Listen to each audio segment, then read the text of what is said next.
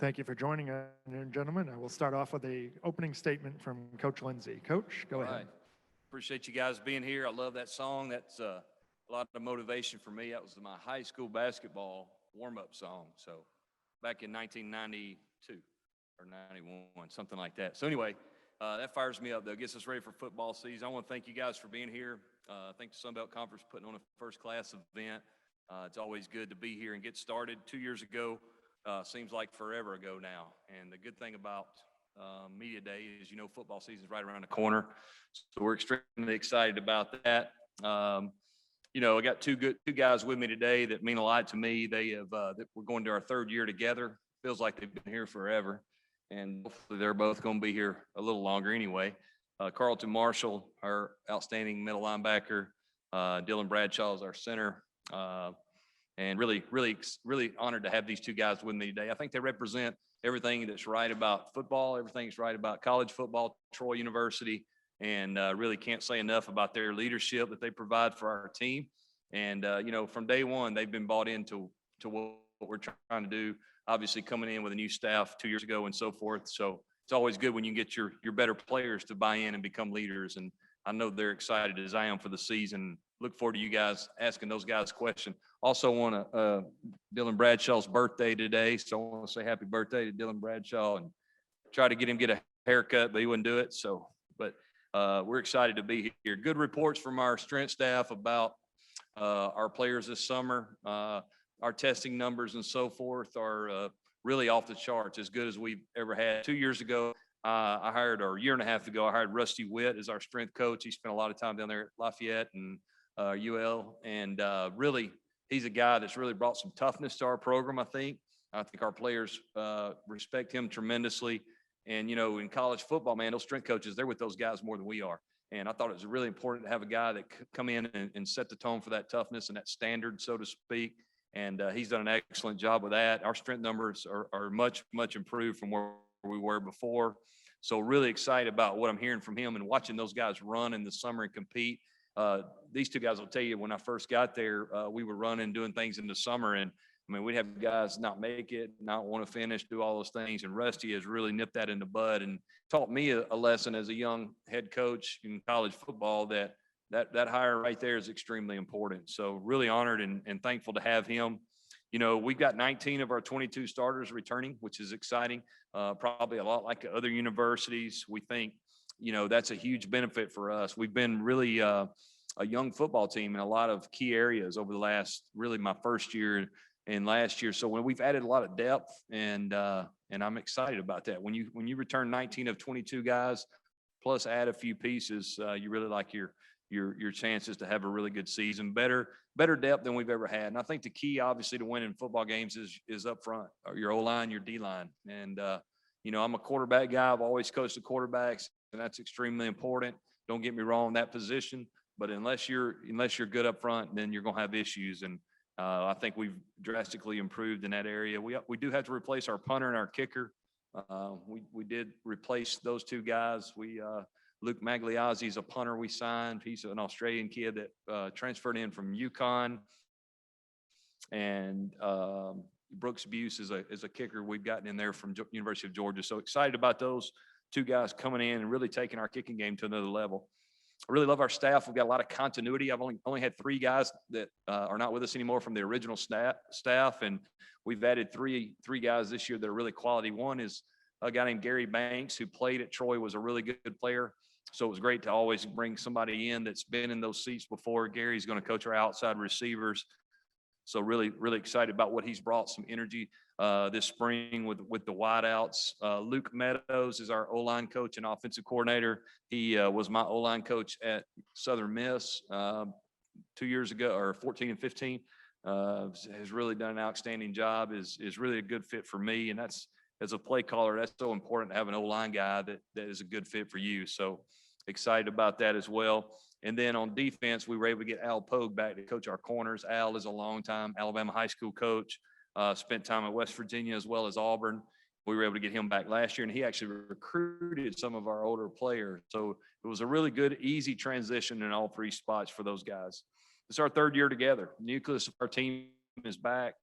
Lots of positive momentum. in 2000 and last year, obviously an unprecedented season. We got off to a great start and we're really feeling great, and obviously had some COVID issues that really hurt us there toward the middle of the season. But the thing I like the most is the way we finished. The last two games we played Troy football. We really competed. Carlton and Dylan will tell you, we did some things a little different in practice that might have helped some, but at the end of the day, we just got our players back healthy. And we're excited that now we're going into a full season with everyone healthy and ready to go. And we really created a lot of positive momentum for the offseason because of the way we finished. So looking forward to that. I think this team is a group of guys that are, when you've been somewhere now, your third year, you've had 2 recruiting classes. We've got a lot of guys that have changed their body types, really come in and really went to work. We were obviously a young team 2 years ago, and now we've got a lot of experience. So we're excited about that. And I think that's going to be a key for us. There's nothing like going through this league with some inexperienced players. This league is the best in this because of the quality of coaches and players we have throughout this entire league, top to bottom. It's outstanding. So we understand there's a challenge every week. We play a challenging schedule, just like a lot of people do, but it's going to offer us a great opportunity. So looking forward to the season. And, with that, I'll take any questions. Please raise your hand if you have any questions for the coach or the players. We do have a couple of questions from the Zoom. I will start off with Scott Watkins. This is for Coach. What is your plan for fall camp on deciding on a starting quarterback? And do you have any timetable? Yeah, so we brought in a transfer from Missouri, a kid named Taylor Powell. Gunnar Watson, our starter from last year, is also returning. We had a great competition in the spring. We're obviously not close to naming a starter yet. I think that competition will go right up to our first game. It's always good to have competition. That makes everybody better. We've got 2 guys that have now played in Division I college football games. Last year, we went into the season with no experience at all. So big change from that standpoint. Both guys are great kids. They're really smart, intelligent guys and throw it accurately. And one of our Achilles heel last year was turnovers, obviously, and especially in the red zone. So that's something that we got to fix. And the guy that takes care of the ball best and affects the other 10 guys on the field the most is the guy that'll win that job. But we got 2 quality guys, and it's always good. You need 2 guys that can really play. We're going to go to the right side about midway. Go ahead. Tim Buckley with the Advertiser. Dylan, can you break down the 2 quarterbacks, what you saw from them in the spring, what you think if it ends up being Gunnar, what he needs to do to get back to the high efficiency rating, completion percentage he had a couple of years ago, or if it ends up being your Missouri transfer, like what he brings to the table for you? Both of the guys they're both great leaders all around. They do a great job of running the offense from a quarterback perspective. Either one of them you can win football games with. Gunnar is an extremely good decision maker with the ball. He doesn't put the ball in jeopardy, and you got to have that at quarterback. You turn the ball over, you're gonna lose football games. Taylor, he's done a great job of meshing with the team since he's got here. He's a great leader. He's the most prepared person I've ever met in my entire life. He watches so much film. He breaks everything down after player practice and everything we do. He's a great leader. He does a great job of extending the play outside of the pocket and keeping his eyes downfield. Either one of those guys we can win football games with, and we're ready to back whoever's game starts. We'll go back to Zoom. This is for Coach from Meredith Mulkey from WTVY. Carlton Martial is getting a ton of preseason recognition. What type of player is he, and how have you seen him progress during your time at Troy?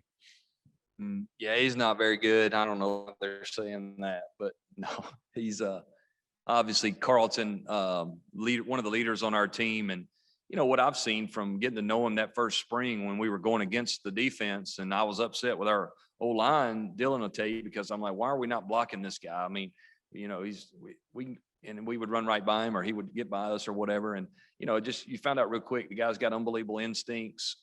He's really, really competitive, understands football, understands his position, studies a lot. It means a lot to him. And I think that's the number one thing. And these guys will tell you, we talk all the time about, we want guys that love football, and that's not just playing on Saturdays. It's all the things that go along with it, preparing, eating right, making good social choices, all those things on and off the field. And, Carlton obviously does that. He's a great example for our players. He's a guy that he don't miss. He's not going to miss practice. He's not going to miss plays. And, he's just one of those guys that's very unique from his story of walking on at Troy and earning a scholarship. Now he's a two-time All-American. Probably leave our university as one of the best, if not the best, that's ever played there. So it's an honor to be able to coach him. And, he's definitely a leader on our defense. And the follow-up to that question is for Carlton. Carlton, how does it feel to get so much preseason recognition? And what are the areas you're looking to improve on most for this season? Oh, it's always good to get that preseason recognition, preseason defensive player of the year. That's an amazing honor, but like I tell everyone, you have to go out there and put the product on the field. You have to prove to them why they put you as preseason defensive player of the year.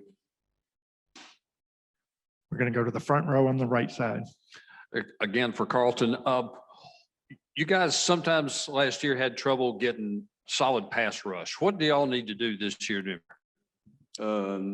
Basically all the work that we do from the off season, working on our pass rush moves, everything, just getting pressure, adding a few D linemen. So I'm pretty sure that we'll be able to get pressure on that quarterback this year.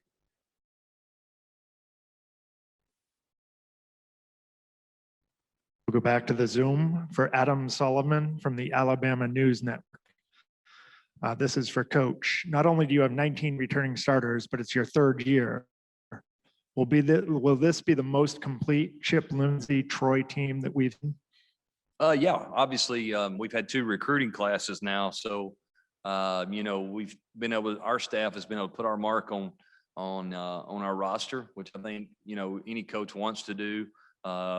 Everybody goes about things a little differently. We had an attrition rate there my first year with guys that either we didn't want there anymore or they didn't want to be there anymore. So either way, it didn't matter. They weren't with us. So, from our standpoint, rebuilding our roster was huge. And, if you look at the 2 recruiting classes we've signed, we fit our needs, and we also signed some really good players. And I think we've signed the right kind of players, guys that we call TK and that fit where we are and what we're about. So, in my opinion, this is the best team we've had since I've been there. To say that, we play in an extremely competitive conference with a lot of good football teams. So our work's cut out for us each and every week, but I really like our guys and our team. You touched on the challenging schedule in your opening statement. Can you talk a little more about the non-conference schedule and how that will prepare you for the season? Well, if you look at our non-conference, we open with Southern University at home, who obviously had a great spring. If you go back and look at what they did in the spring and in their league, they got all those guys returning and coming back. Their coach did leave, but the guy that's their head coach now has been there for a while, understands Southern and those players there. So they're going to be ready to go coming into Troy on September 4th, I'm sure. Then we play a very, very talented Liberty team at home, which the way I look at that, that's a great opportunity for us to just roll it out, see where we're at. We got a non-conference game. Hugh Freeze, their coach, does a great job. I know him very well. They got a very talented quarterback and all that. So what a great opportunity for us to kind of measure ourselves and see where we are before we get into conference play. Then we travel to Southern Miss on the road. I've been there before. I used to work there. It's always a challenging place to go play. They got a new coach, new excitement there in their program. So I'm sure they'll be ready to go. And then we play ULM, I'm pretty sure, after that. But our next non-conference would be at South Carolina. Anytime you play an SEC school, obviously it's a challenge too. But that's one of the reasons our guys, I think, come to Troy and some of these other Sun Belt schools is to get those opportunities on that stage. And so all those are really challenging, but also great opportunities for our team. We're going to go to the right side of the room, right about in the middle. Coach Lindsey, Zeke Palermo, SB Nation. Can you elaborate a bit more on how you intend to use Carlton within the defense, both position and role wise? How I use Carlton? Yes, sir. Yeah, we're going to tell him go tackle a guy with a ball mostly. Carlton is the guy in our defense that gets us lined up. That's extremely important to play good defense, is to make sure that everybody's where they're supposed to be. I think that's half the battle, so to speak. So obviously we'll lean on him for that. That's, he's like the quarterback on the defense, right? I mean, everything kind of runs through him. He's got to know more. He's got to anticipate more. And I can't think of a better guy for us to be able to do that. I go to the right side, just behind where we were. For both Carlton and Dylan, What was last season like, working and training under Coach Witt? What are your favorite, Rusty Witt stories? And does he have you guys doing the stadium steps with the backpacks and all the weights loaded down, and all that, over there as well? You know, Coach Witt's great all around. He's got the military background, very disciplined. He does a really good job of teaching us life lessons through real life stories and making it where you can understand and take knowledge from it. You know, his training is tough. It's old school. We lift heavy. And we run a lot. You know, our strength and conditioning, you know, it's second to none. There's so many good things I can say about Coach Witt and his staff, what they do. You know, I think you guys will see a different ball team as far as strength and conditioning goes this year, because he's had 2 years with us now, 2 off seasons. We're ready to go, and I can't thank him enough for everything he's done for us. Yeah, Coach Witt, like Dylan said, you know, he's really important to us and really important to our program. He's one of those weight coaches that can change the entire culture of the entire team. So I feel like our guys are really bought into him because he really cares about the team and cares about our well-being. You know, much love to Coach Witt. Go to the left side of the room on the aisle near their back, then we'll go back to Zoom. Emmanuel Peppers, the first question I have, Coach, is for you. You touched on Coach Banks coming back here to Troy and his first year back, and just talk about the impact of having somebody like that back in the program, and what some of the differences you've already seen from that position here in the offseason. Yeah, Gary Banks, all-conference player there at Troy. You know, it's an interesting story. Played professional baseball, I think, for 4 years, then came to play for 4 years. One of the better receivers we've ever had to play there. He was also my receiver coach at Spain Park High School. I think that was his first job right after he got done playing with the Chargers. So I had a relationship with him, coached 2 years with him, and it was just a natural fit. When Cornelius left, it was an opportunity to hire one of your own, a Troy Trojan, who understands and sat in the same seat that these guys sit in. I think he's a extremely positive coach, brings a lot of positive energy. He's trying to teach those guys more than just football, but life lessons. It's been really a seamless transition. Our players seem to really like him a lot and seem to respect him a lot. And obviously the Troy, you know, fans and our university is excited to have him back. And the other question I have, Carlton, is for you. Just talking about having this leadership role in the defense, and kind of what you're looking forward to seeing as far as the guys around you as you guys look to take that next step in a league that has so many challenging and great offenses. I'm sorry, can you repeat that? Just having that leadership role, what that means to you defensively, and what you're looking for, not only for yourself but the guys around you, going up against the league that has many talented men. Yeah, this league is filled with talent, you know, but I'm looking forward to just being able to lead this defense, be the quarterback of the defense. As Coach Lindsey said, you know, last year I didn't really talk much. I had to become more of a vocal leader. I've been working on that this offseason. Like me and Coach Lindsey, we would talk about that. So I'm really excited to see what our defense has this year. We're going back to Zoom. This question is for Dylan from Meredith Mulkey from WTVY. As the leader of the offensive line, what progression has that group made, and how are you continuing to develop in that leadership role? Well, you know, we didn't lose run from last year, and that's huge. You know, an offensive line, you have to have the camaraderie to play together, and camaraderie is built by spending time on and off the field with one another, training together, you know, doing your drill work together on your own. And I think it's huge. You know, we've got 8 guys I really think that can play. We're a tight-knit group. We're all stronger and faster, more technical than we've ever been, and we're looking for a huge year. And, you know, I love all 4 of the guys that I line up with every snap. I wouldn't trade them for the world, and we're looking forward to a great season together. Next question from Zoom is from Marcel Portout from the Sports Inquirer for Coach Lindsey. How have you and the athletic department approached the new NIL program in assisting your players through the process? Yeah, that's a great question. I've got a couple guys scheduled to come speak to our team during fall camp. You know, fall camp's a unique thing in college football where they're not in school and you get a chance to spend more time with them. So we've got some guys lined up to come in and give these guys some ideas about their brand and branding themselves the right way. One of the things that I've tried to do from the very beginning, and these guys will tell you that we'll put their Twitter stuff up there. somebody tweets something out there, likes something out there and put it up there in front of the team and then kind of hide their face of who said it and then read it out loud and then show the picture of who said it. And it's always fun to laugh at. But the whole point of that story is really what this NIL thing brings is that, you branding yourself a certain way. Is that the way you want yourself branded? And this NIL situation, I think it's too early to tell right now. I don't know enough about it yet, other than I do think one positive is we'll encourage these guys, I think, to continue to make good decisions on and off the field. If you think about it, nobody wants somebody representing their business or something if they're not doing the right things and all that. So that's a positive, I think. Anything that helps players, I'm for. And we'll continue to educate them as well as we can and help them make great decisions. I know our compliance has already been in there a couple of times to talk with these guys, as well as I briefly mentioned it. But again, I think time will tell how things work out. But I know it's the way college football is going, and we're adjusting to it and going to try to give our players every opportunity they can to benefit from it. We're going to go to the front row on the right side. Carlton, one more question.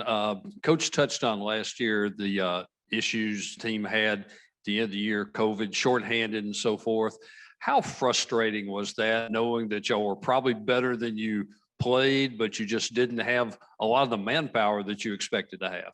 Yeah, it was very frustrating last year, but it happens. That was the way it was last year because of COVID. And it was a roller coaster ride, and we just had to take it and run with it. So I mean, it was frustrating, but we had to play through it. We have one final question from Zoom. This is Meredith Mulkey for boots with the suit. Is that the new fashion statement? Absolutely. Thank you very much, gentlemen. We really appreciate your time this afternoon and hope you enjoy the rest of the All afternoon. right. Thank you. Thank you. Thank you.